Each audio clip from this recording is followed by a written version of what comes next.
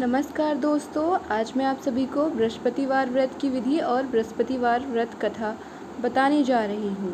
बृहस्पतिवार व्रत की विधि इस प्रकार है। यह व्रत बृहस्पतिवार के दिन रखा जाता है, जिसे गुरुवार भी कहते हैं। इस दिन में एक ही समय भोजन करें, पीले वस्त्र धारण करें, पीले पुष्पों को धारण करें। भोजन भी चने की दाल का होना चाहिए। इस दिन हमें नमक नहीं खाना चाहिए। पीले रंग का फूल, चने की दाल, पीले कपड़े तथा पीले चंदन से पूजा करनी चाहिए। पूजन के पश्चात कथा सुननी चाहिए। इस व्रत के करने से बृहस्पति जी अति प्रसन्न होते हैं तथा धन और विद्या का लाभ होता है। स्त्रियों के लिए यह व्रत अति आवश्यक है। इस व्रत में केले का पूजन होता है। बृहस्पतिवार कथा इस प्रकार है। प्राचीन समय की बात है। भारत में एक राजा राज्य करता था। वह बड़ा प्रतापी तथा दानी था। वह नित्य प्रति मंदिर में भगवान दर्शन करने जाता था। वह ब्राह्मण और गुरु की सेवा किया करता था। उसके द्वार से कोई भी याचक निराश होकर नहीं लौटता था। वह प्रत्येक गुरुवार को व्रत रखता एवं पूजन करता था। हर दिन गरीबों की सहायता करता, परंतु यह सब बातें उसकी रानी को अच्छी नहीं लगती थीं। वह न व्रत करती और न ही किसी को एक भी पैसा दान में देती थी। वह राजा से भी ऐसा करने के लिए मना किया करती थी। एक समय की बात है कि राजा शिकार खेलने वन को चले गए। घर पर रानी और दासी थीं। उस समय गुरु बृहस्पति साधु का रूप धारण कर राजा के दरवाजे पर भिक्षा मांगने आए। साधु ने रानी से भिक्षा मांगी तो वह कहने लगी, हे साधु महाराज, मैं इस दान और पुण्य से तंग आ गई हूँ। इस कार्य के लिए तो मेरे पतिदेव ही बहुत हैं। अब आप ऐसी कृपा करें कि सारा धन नष्ट हो जाए तथा मैं आराम से रह सकूं।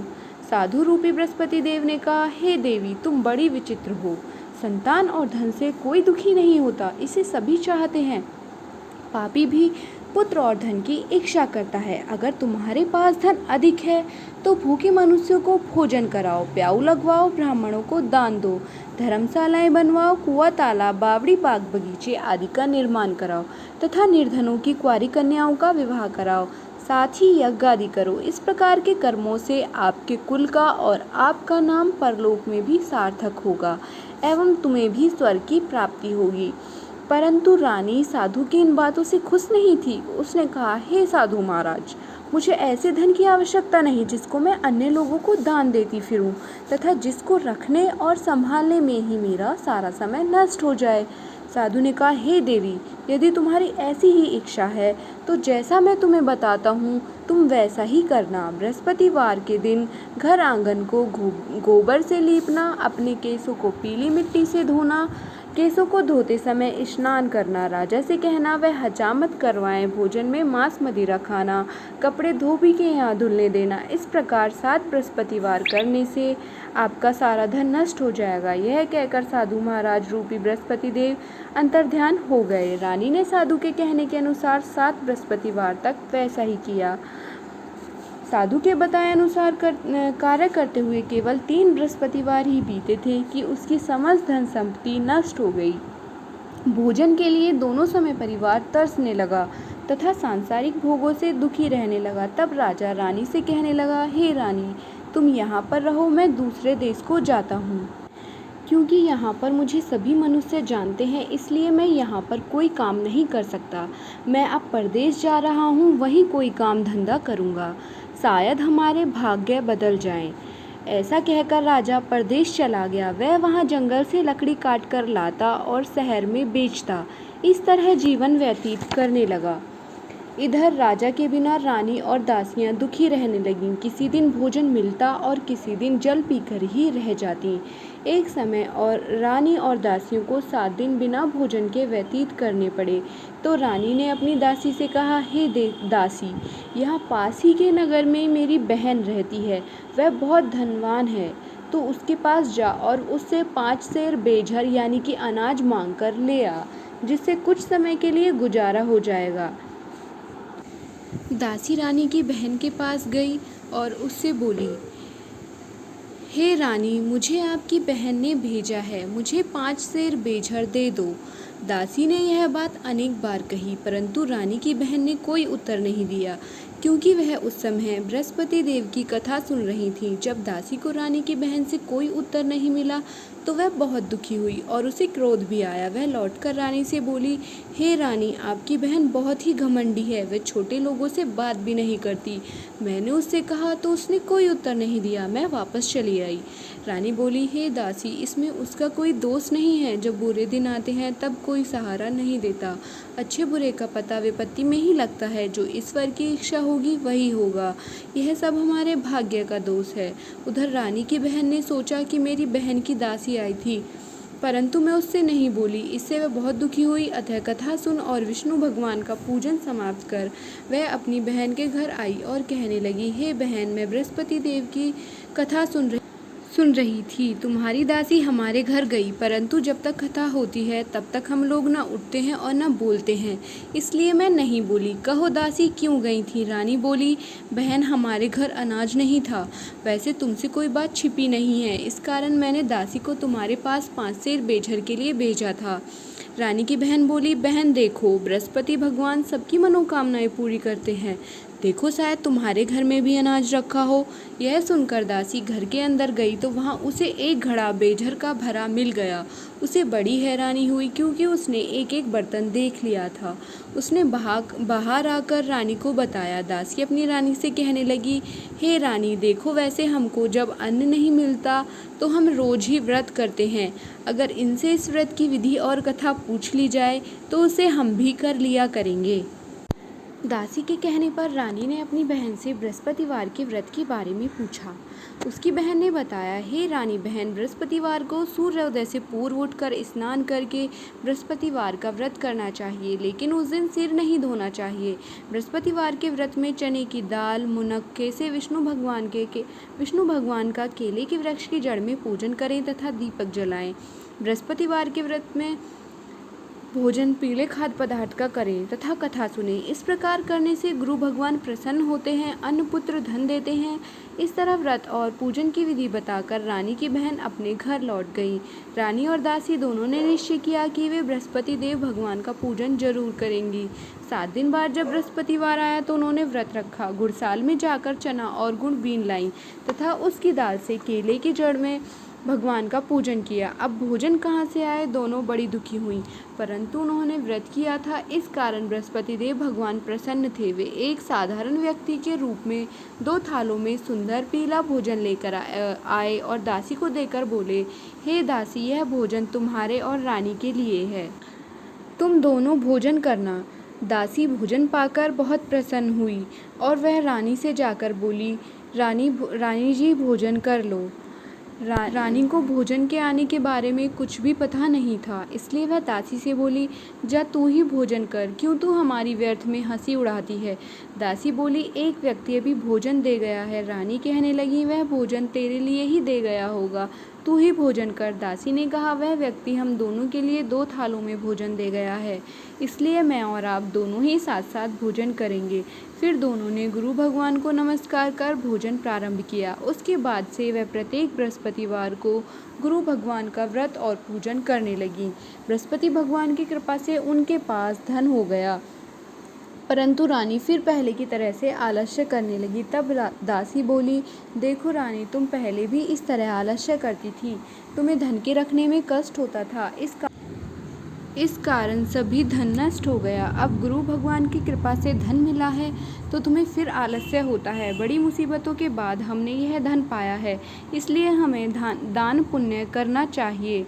उन दोनों ने दान पुण्य करना प्रारंभ कर दिया,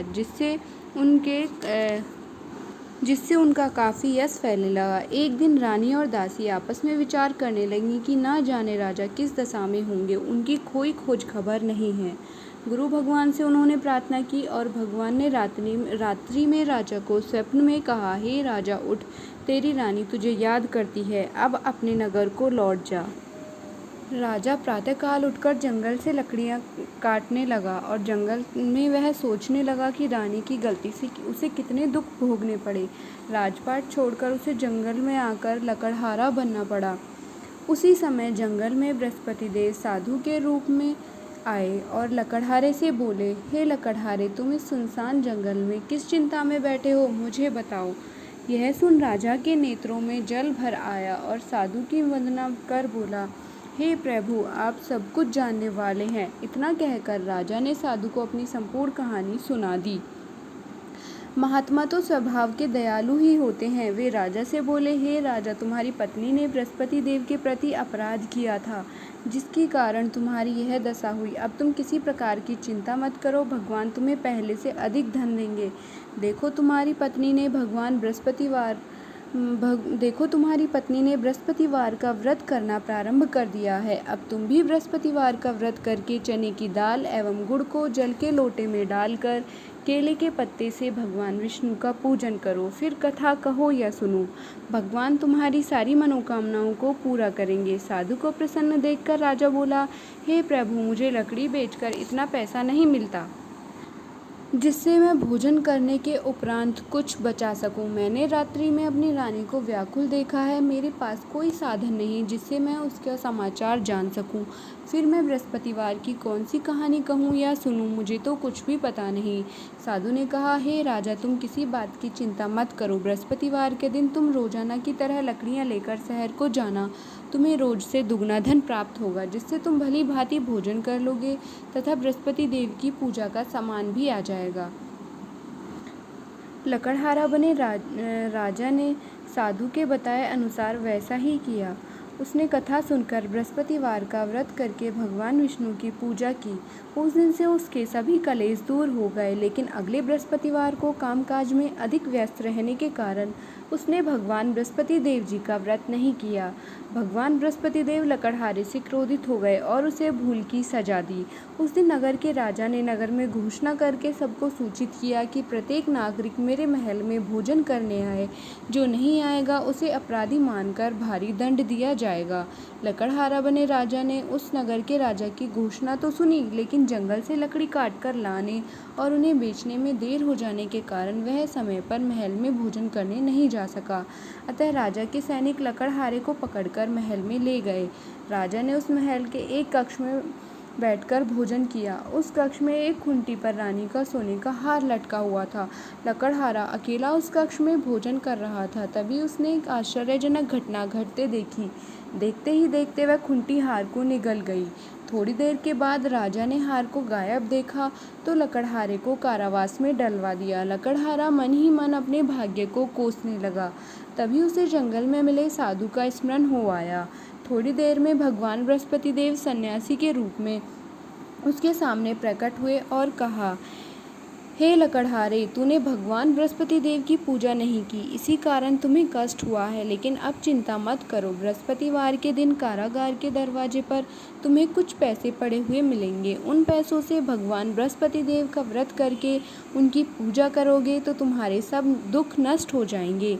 बृहस्पतिवार के दिन दरवाजे पर पड़े मिले पैसों से चने और गुड़ मंगाकर लकड़हारे ने बृहस्पतिवार की कथा कही तो भगवान बृहस्पति देव ने प्रसन्न होकर उस नगर के राजा को स्वप्न में कहा, हे राजन, तुमने जिसे कारागार में बंद किया हुआ है वह राजा है, उसे छोड़ देना। तुम्हें रानी का हार उसी खुंटी पर टंगा हुआ मिलेगा। यदि तुमने ऐसा नहीं किया तो मैं तुम्हारे राज्य को नष्ट कर दूंगा। सुबह राजा ने अपने कक्ष में देखा तो खुंटी पर रानी का हार टंगा हुआ था। राजा ने लकड़हारे को मुक्त कर दिया और उसे धन और आभूषण देकर विदा किया। लकड़हारा बना राजा उस नगर से चलकर अपने नगर में पहुंचा तो उस नगर में कुएं, धर्मशाला, बाग बगीचे देखकर बहुत प्रसन्न हुआ। राजा ने किसी से पूछा, ये कुएं, धर्मशालाएं किसने बनवाए हैं? सबने उसे बताया कि ये सब रानी और उसकी दासी ने बनवाए हैं। राजा महल में पहुंचा तो रानी ने उसका भव्य स्वागत किया। तब राजा ने निश्चय किया कि सप्ताह में एक बार तो सभी बृहस्पति देव का व्रत करते हैं, परंतु मैं प्रतिदिन व्रत किया करूँगा तथा दिन में 3 बार कथा कहा करूँगा। अब राजा हर समय दुसाले में चने की दाल बांधे रहता था। एक दिन घोड़े पर सवार होकर राजा अपनी बहन से मिलने चल दिया। अभी राजा नगर के बाहर पहुंचा ही था, उसने कुछ लोगों को एक शव ले जाते हुए देखा। राजा को स्मरण हो आया कि आज उसने किसी को बृहस्पतिवार की व्रत कथा नहीं सुनाई। राजा ने उन लोगों को रोककर कहा, भाइयों, आप सबको ले जाने से पहले मुझसे बृहस्पतिवार की कथा सुन लो। लोगों ने राजा पर क्रोधित होते हुए कहा, तुम पागल तो नहीं हो गए हो? लेकिन कुछ बड़े बूढ़े लोगों ने कहा, अच्छा भाई, साथ में चलते चलते तुम भी अपनी कथा सुना दो। राजा ने चलते हुए आधी कथा ही कही थी कि सब हिलने लगा। राजा की पूरी कथा सुनते ही सब उठकर बैठ गया। लोगों ने हैरानी से दांतों तले उंगली दबाई और बृहस्पतिवार से भगवान बृहस्पति देव का व्रत करने एवं कथा सुनने का निश्चय किया। अब घोड़े पर सवार राजा चलते हुए किसान के पास पहुंचा। किसान अपने खेत में हल चला रहा था। राजा ने कहा, अरे भाई, मुझसे बृहस्पतिवार की कथा सुन लो। किसान झुंझलाकर बोला, अरे भाई, देख नहीं रहे, जितनी देर तक तुम्हारी कथा सुनूंगा उतनी देर में तो पूरे खेत में हल चला लूँगा। राजा निराश होकर चलने लगा। तभी किसान के बैल लड़खड़ाकर जमीन पर जा गिरे। किसान के पेट में भी जोरों का दर्द होने लगा। उस किसान की पत्नी जब खाना लेकर आई तो उसने किसान से इस बारे में पूछा। किसान ने घुड़सवार की पूरी कहानी सुना दी। किसान की पत्नी दौड़ती हुई राजा के पास पहुंची और हाथ जोड़कर बोली, भैया, मैं तुम्हारी कथा सुनने को तैयार हूँ। राजा ने उसके साथ खेत पर पहुंचकर बृहस्पतिवार की कथा सुनाई। तभी बैल उठकर खड़े हो गए। किसान का पेट का दर्द भी तुरंत ठीक हो गया। राजा अपनी बहन के घर पहुंचा तो उसकी खो आवभगत हुई। अगले दिन सुबह उठकर राजा ने देखा घर के सभी लोग भोजन कर रहे हैं। किसी भूखे को बृहस्पतिवार की कथा सुनाए बिना राजा भोजन नहीं करता था। उसने बहन से कहा, बहन, क्या घर में कोई ऐसा व्यक्ति है जिसने अभी तक भोजन ना किया हो? उसकी बहन बोली, नहीं भैया, यह देश ऐसा ही है। यहाँ लोग पहले भोजन करते हैं, बाद में कोई अन्य काम करते हैं। अगर कोई पड़ोस में हो तो देख आती हूँ। बहन उस नगर में बिना भोजन किए व्यक्ति की तलाश में निकल गई। तब वह एक गरड़िए के घर पहुंची, जहां उसका बेटा बीमार होने के कारण भूखा रह गया था। राजा ने उसको जाकर बृहस्पतिवार की कथा सुनाई, जिसको सुनते ही गरड़िए का बीमार बेटा बिल्कुल ठीक हो गया। सबने राजा की बहुत प्रशंसा की। एक दिन राजा ने अपनी बहन से कहा, बहन, अब हम अपने घर जाना चाहते हैं, तुम भी हमारे साथ चलो, कुछ दिन वहाँ रहकर लौट आना। राजा की बहन ने अपनी सास से पूछा तो सास ने ताने देते हुए कहा, बहू, मायके जाना तो अकेली जाना, मेरे पोतों को नहीं ले जाना। तुम्हारे भाई की कोई संतान नहीं है, कहीं तुम्हारी भाभी मेरे पोतों पर कोई जादू टोना ना कर दे। दूसरे कक्ष में बहन की सास की बातें सुनकर राजा दुखी मन से अकेला ही अपने नगर को लौट आया। रानी ने राजा से कहा, आप तो अपनी बहन को साथ लाने की बात कहकर गए थे, फिर बहन को साथ क्यों नहीं लाए? राजा ने कहा, रानी, हम निसंतान हैं, इसलिए कोई हमारे घर आना पसंद नहीं करता। रानी ने राजा को समझाया, हे प्राणनाथ, हमें बृहस्पति देव ने सब कुछ दिया है, अब भगवान बृहस्पति देव हमें संतान भी अवश्य देंगे। बृहस्पतिवार को विधिवत व्रत करते हुए राजा रानी ने भगवान बृहस्पति देव से संतान के लिए प्रार्थना की। कुछ दिनों बाद उन्होंने स्वप्न में दर्शन देते हुए कहा, हे राजन, तेरी मनोकामना अवश्य पूरी होगी। एक सप्ताह बाद ही रानी गर्भवती हो गई और 10वें महीने में रानी ने एक सुंदर पुत्र को जन्म दिया। राजा रानी जीवन प्रयत्न बृहस्पतिवार का व्रत करते रहे। उनके घर में धन की वर्षा होती रही। इस तरह आनंद पूर्वक जीवन यापन करते हुए राजा रानी भगवान बृहस्पति देव की कृपा से मोक्ष को प्राप्त करके सीधे बैकुंठ धाम पहुंच गए। बृहस्पतिवार को विधिवत व्रत करके जो स्त्री पुरुष भगवान विष्णु की पूजा करते हैं, भगवान उनकी सभी मनोकामनाएं पूरी करते हैं। बोलिए भगवान बृहस्पति देव की जय, विष्णु भगवान की जय, लक्ष्मी नारायण की जय।